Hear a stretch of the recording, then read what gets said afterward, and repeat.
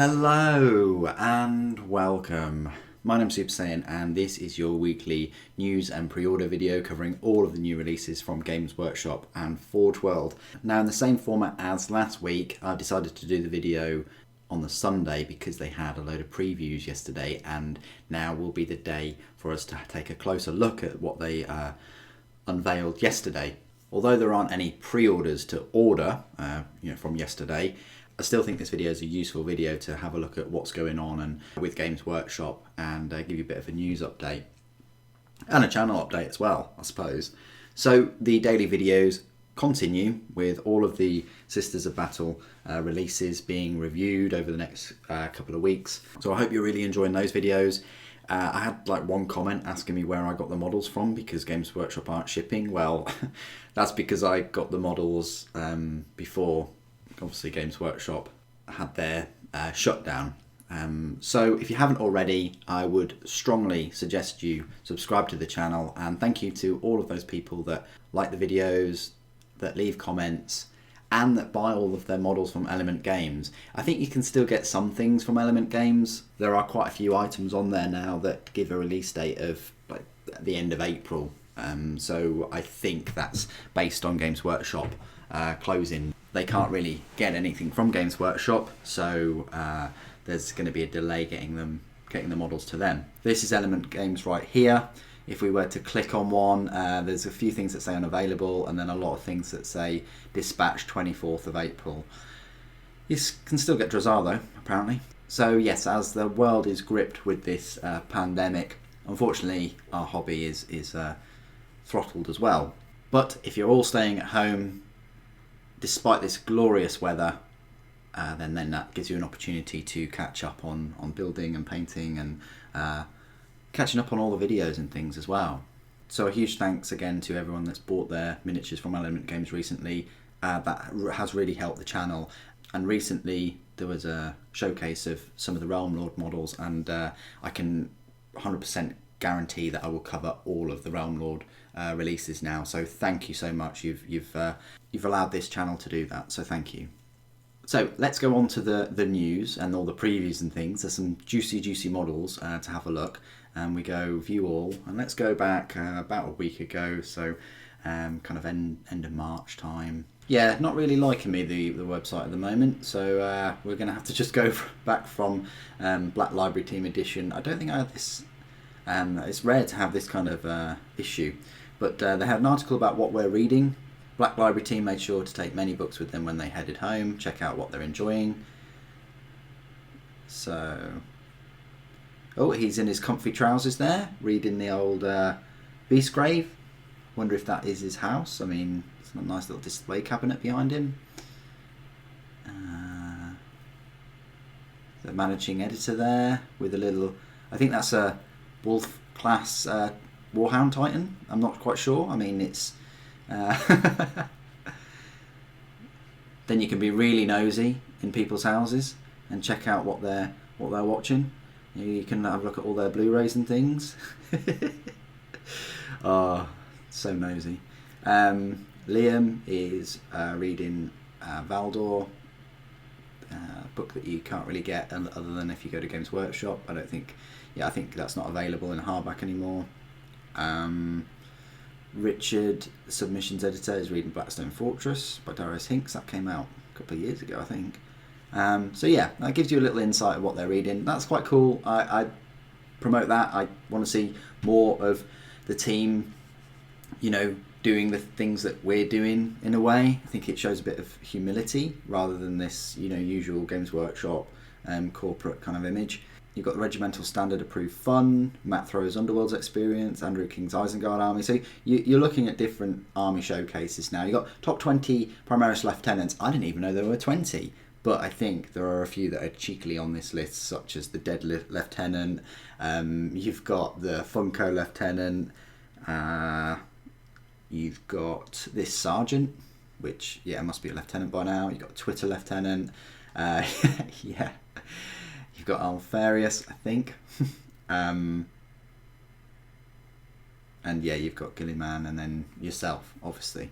So that was a nice little funny article. I like it when Games Workshop take the mick out of themselves.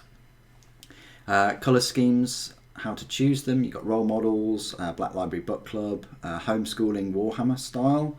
If you're acting as teacher, we've got amazing resources to help them learn the hobby, which I think is brilliant. Then you've got the preview 2. We'll have a look at that in a moment.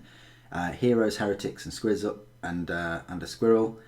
And then you've got hit the ground running on your next project, which is, if you've keep a tab on Games Workshop's share price, it has plummeted. Like many companies around the world, it's pretty much halved almost, with them not taking any orders at all. It's not just that they're not delivering anything, they're not taking any orders, which, yeah, it is odd, because there are still people out there working, myself included, and we still want to enjoy the hobby, but at the same time we've got to understand that there aren't people in the warehouses or the factories or anything like that to process the orders. So even if we were able to order things and then them get processed once this is all over, because it will be over,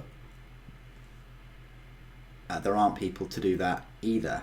Personally, I would have liked some kind of system where you could still order things, where they were still having the pre-orders up, but it was like an automatic thing, so someone set these releases up before they went home and before Games Workshop was closed and the store was closed, because then that way Games Workshop could still take the money and the order would just be sat there for when they all go back, and then they could release them all. I'd be happy with that. Yes, that means that they'd have an awful lot of work to catch up on when they come back, but whatever they have to do behind the scenes, a lot of them could do it at home. It's just the actual logistics of the factory making the models and putting them in boxes and allocating orders and things like that. But it would still have generated an income for Games Workshop, and I don't know what's happening now. They're not desperate for money, but they need some kind of revenue stream. They need to be selling something, and this is what they've chosen to do. They want you to buy vouchers, monopoly money, let's face it. You spend £50 on these vouchers, and then you get £5 off, or you spend £100 and you get £10 off. You're still at a loss compared to if you bought it from Element Games, where you get your crystals and it's up to 25% cheaper anyway. But this is just something that that they've set up to get your money, so that they get an income, and then it doesn't actually cost them anything at all. Let's get off of that topic. Let's have a look at these previews. So if we go on to the preview 2, this is how to join. It's all online with Wade Price and Eddie Eccles. You can subscribe free on the Twitch. Here is the article itself though. So 2 PM, it's in the box. So they showed the Lumineth Realm-lords, which I'm really excited about. No doubt they would have been releasing them now or in the next couple of weeks if if Games Workshop were still up and running. It's a bit of a gamble for them to do this. They're taking the same steps as they did with Sisters of Battle. You have a big box set with an army. I don't know whether all these models are going to be released at the same time. They should be. If they're not, this is a very, very scary trend, that they are releasing armies without separate box sets, so that they want your money straight away for these big army box sets. It's a scary, scary route that they're going down. It didn't work with Sisters of Battle. It worked in terms of they were sold out, so the figures worked, but it didn't work in terms of customer relation, order fulfillment, scalpers selling them on eBay for hundreds and hundreds of pounds. It damages your customer base doing it this way. If they're going to do it like this, they should release all of these models as separate kits on the same day. I have a feeling they won't though. And like I say, it's a scary route they're going down, because if they start doing this with every army, people are going to miss out on armies. People are going to see one of these box sets and go, yeah, this box set's going to be £125, £140 or so for this army with the codex. You know what? I'm not really bothered about it now. I don't really want to wait either, and I don't want to pay this much for the box. However, I will get this set for the channel because I've already explained in the start of the video that I want to do this release justice. But I just hope that Games Workshop don't do it for every army, because it'd just be damaging. It really will. Models look really cool. This guy as well. You've got some tokens, you've got some dice, you've got cards. I'm not sure about the dice being like yellow, really bright yellow. I would have preferred them to be creamy colour with the blue for the numbers. What would have been wrong with that? It would have matched the colour scheme of the army.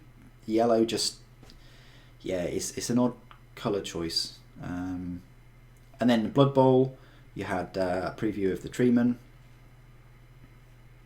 They're doing this like Apple do, but it's not really working. It kind of broke there. Look.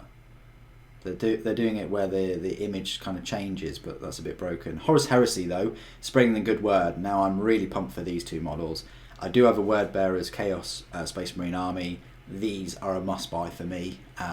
I'm still on the fence whether to paint my Mark III armour Space Marines in Word Bearer's colour. I think I might, but they just look a bit smaller than the current Chaos Space Marines. So I'll make a decision at some point, but these two are a must buy for me. The one in the Cataphracti Terminator armour and the normal power armour. I like the books on them. I'm not a huge fan of the flames there or on the top. It might just be the painting scheme that they've gone for. The candles are cool though, and I like the books everywhere and all the writing into their armour. I don't know whether that affects how good their armour is, but I'm not quite sure what this is, whether it's a multi-melter or melter gun, or it looks a bit odd that it's underneath him. Maybe it's with a strap. I would have preferred it if it was like attached to his gauntlet or in his hand, rather than what they've gone for here.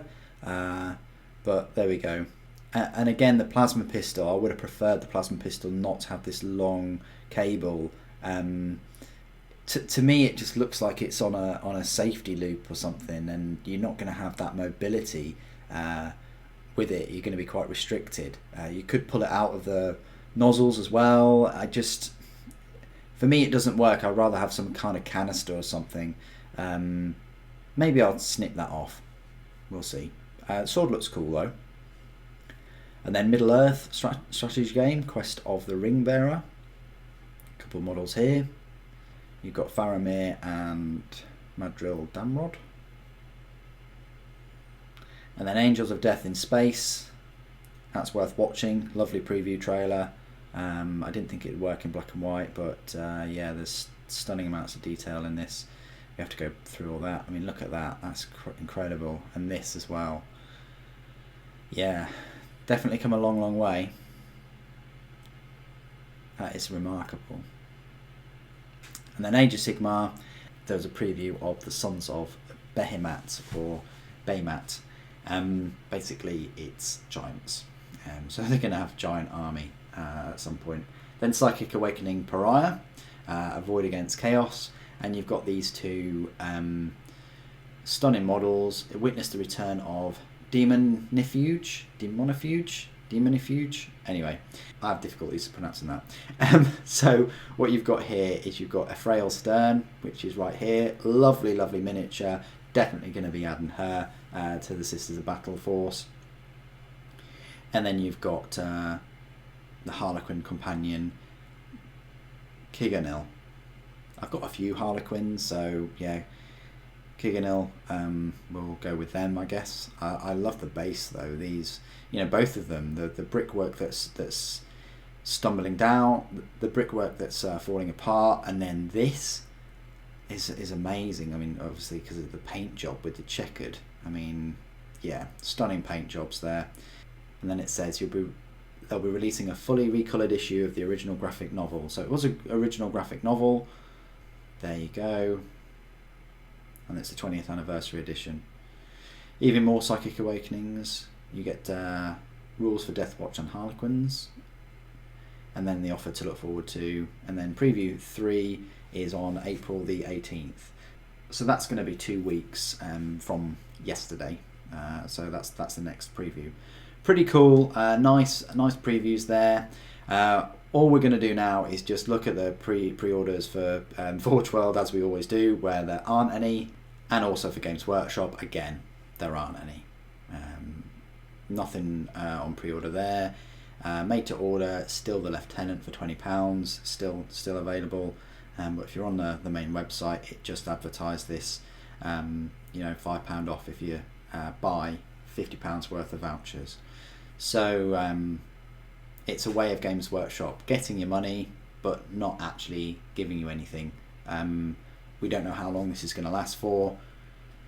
Hopefully, if everybody stays at home like they're supposed to, then it will be over quicker. That's it from me today. I wish you all the very best. Stay safe. Thank you ever so much for joining me today. Thank you for watching. The Emperor Protects.